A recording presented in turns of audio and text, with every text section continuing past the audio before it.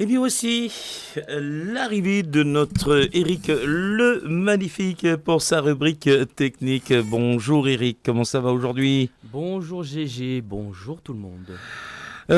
Après une semaine et surtout un week-end bien mérité, Mhm. nous voici de retour cette fois-ci pour entamer cette nouvelle semaine. Qui dit nouvelle semaine, nouveau jour, nouveau sujet. Et quel en sera le titre aujourd'hui? Eh bien aujourd'hui on va parler de la super cigarette. Alors c'est une cigarette qui n'est pas nouvelle, on va parler de la cigarette électronique, mais on va aborder la question suivante par rapport à la cigarette électronique. C'est Actuel. c'est est-ce qu'elle aide ou non réellement au sevrage tabagique. Alors il faut savoir, en France comme en Outre-mer, le tabagisme demeure un problème de santé publique majeur, touchant des millions de personnes dépendantes au tabac.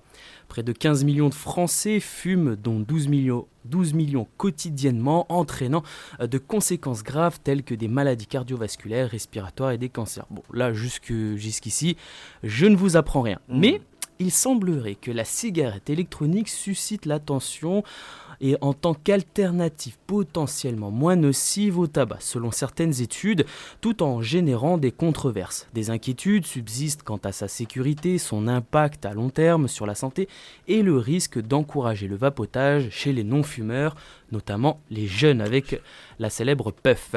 Et malgré cela, pour les fumeurs cherchant à réduire ou arrêter leur consommation de cigarettes, celle-ci, la cigarette électronique, offre une voie prometteuse combinant la gestion de la dépendance à la nicotine et une expérience utilisateur adaptée aux habitudes.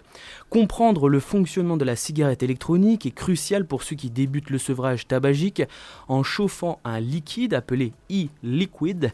Elle produit de la vapeur que l'utilisateur inhale. Le e-liquid contient généralement de la nicotine, des arômes et des solvants tels que la glycérine végétale et le propylène glycol. En tout cas, malheureusement, chers platistes, non, il n'y a pas des particules de graphène dans le e-liquid. Pourtant j'ai cherché. Et le choix de l'équipement est essentiel, allant des modèles simples de Cigalike aux dispositifs plus avancés comme les mods, permettant une personnalisation plus complète. Et pour optimiser l'expérience, il est crucial de disposer de résistances adaptées. Des conseils de professionnels dans un magasin spécialisé peuvent aider à choisir l'équipement le mieux adapté, bien que l'avis de plusieurs professionnels soit recommandé en raison de l'influence potentielle du marketing. Gérer efficacement les premiers jours de sevrage est crucial. Un dosage de nicotine approprié correspondant à la consommation habituelle de cigarettes aide à atténuer les envies et à prévenir les rechutes. La diminution progressive du taux de nicotine gérée en écoutant les signaux du corps est recommandée. L'arrêt du tabac peut être l'occasion d'adopter un mode de vie plus sain, incluant une alimentation équilibrée, une activité physique régulière et une bonne hydratation. Tout ça pour vous aider au sevrage tabagique. Bien sûr, l'accompagnement par un professionnel de santé tel qu'un médecin spécialisé au sevrage tabagique peut considérablement augmenter les chances de succès en fournissant un soutien personnalisé, des conseils sur le dosage de nicotine et bien sûr des stratégies pour gérer les symptômes de sevrage.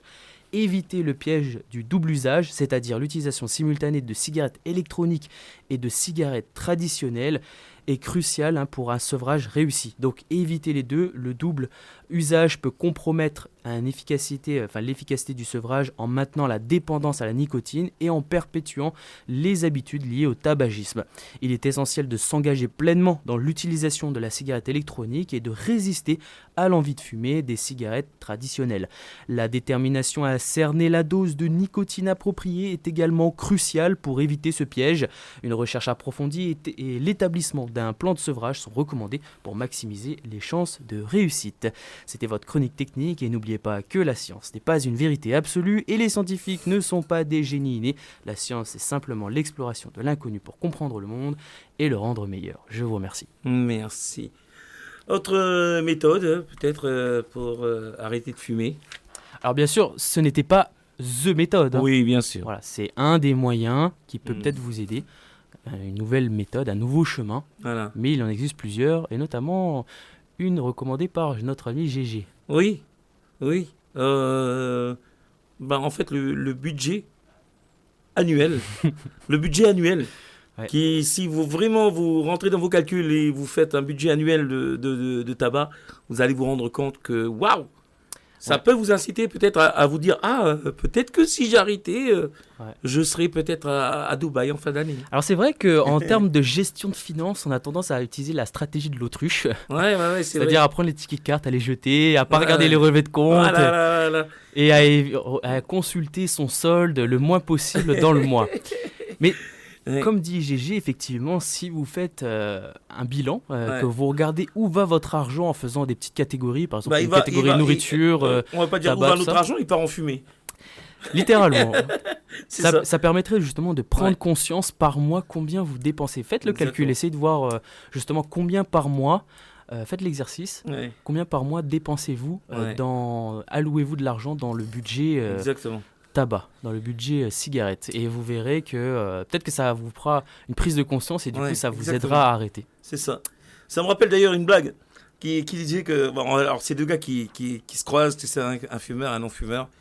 Et t'as le non-fumeur qui dit au fumeur, tu fumes combien de paquets par jour? Il me dit, ça me fait tant de paquets par jour et tout ça. Et le gars, il le regarde, il fait, tu te rends compte que si tu avais arrêté au moins pendant 2 ans, aujourd'hui, tu roules en bagnole de sport de luxe. Et l'autre le regarde, il dit, tu fumes, toi? Non, elle est où ta bagnole de sport à toi? Merci, c'était votre rubrique technique. À demain, Eric. Bye bye.